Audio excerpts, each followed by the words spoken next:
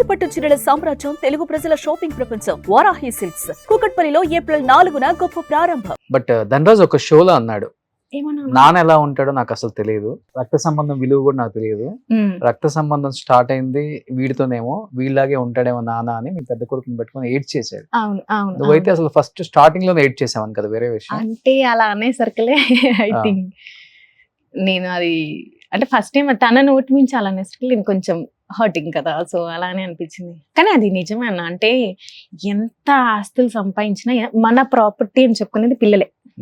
తర్వాత ఇంకేదైనా ఇవి ఏముంటాయన్న, ఆస్తులు ఈ రోజు ఉంటాయి రేపు పోతాయి, కానీ మనది పోంది ఆస్తి ఏదన్నా ఉంది, సంపాదించుకుంది పోంది ఏదన్నా అంటే పిల్లలే నన్ను అడిగితే. ఓకే, మా ఇద్దరు పిల్లలు అంటే మా ఇద్దరికి చాలా ఉన్న కొంచెం టైం దొరికిందా ఓకే కేటాం.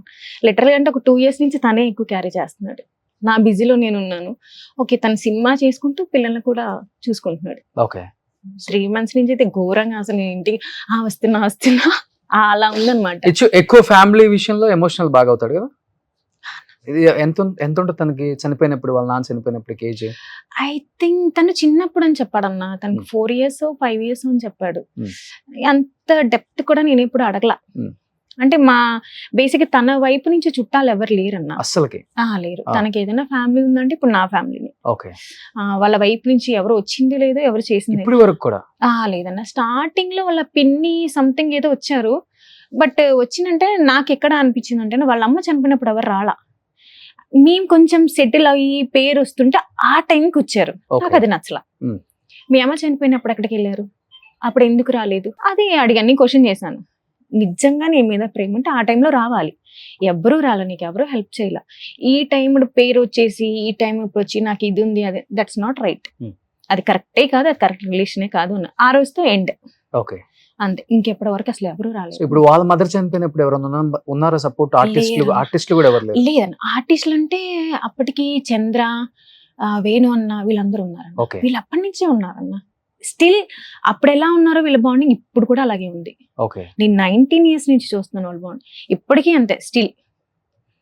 ఎంత కొట్టుకుంటారో అంత కలిసి ఉంటారన్న.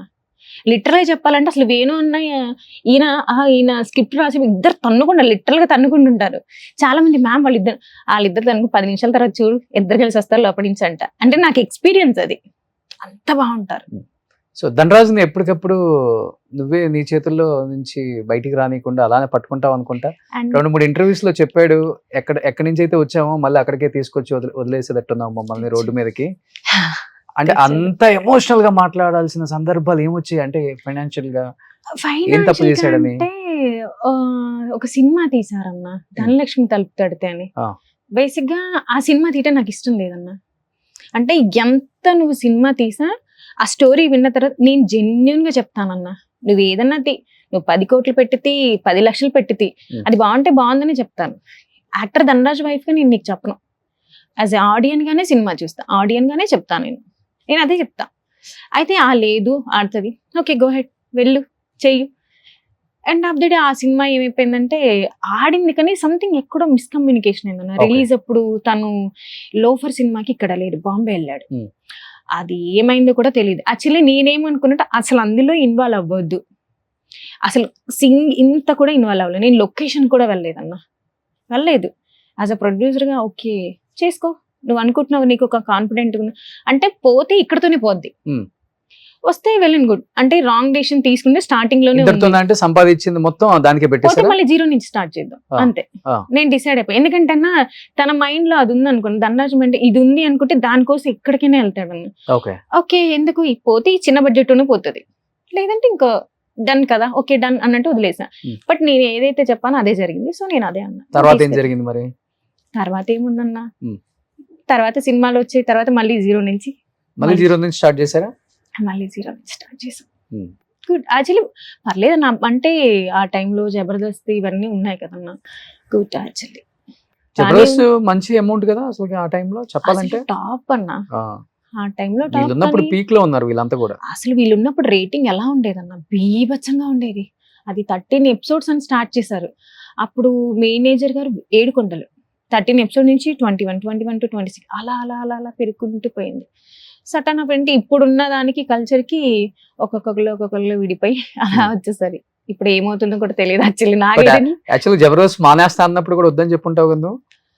అంటే వీళ్ళు వేణు అన్న ఈయన తీసుకుని ఒక చిన్న బ్లండర్ మిస్టేక్ అది.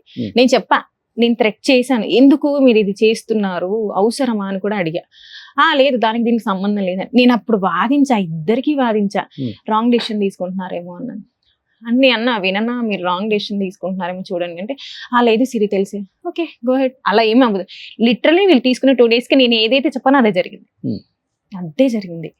ఎవరికైనా మంటది కదన్నా, ఒక దగ్గర మనం విన్నప్పుడు మళ్ళీ దానికి దీనికి సంబంధం లేదు కదా అనుకున్నారు. వీళ్ళ పాయింట్ ఆఫ్ వ్యూ రైట్ అన్న, కానీ వాళ్ళ పాయింట్ ఆఫ్ కూడా రైటే.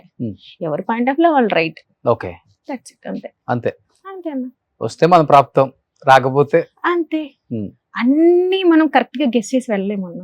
ఇప్పుడు నేను ఎన్నో అనుకుంటున్నా, ఈ వేలో వెళ్తే కరెక్ట్ గా ఉంటది, ఒక్కోసారి అప్ అండ్ డౌన్స్. ఇది కూడా అంతే. సుమన్ టీవీలో మీ పర్సనల్ అండ్ బిజినెస్ ప్రమోషన్స్ కోసం కింది నెంబర్కి కాంటాక్ట్ చేయండి.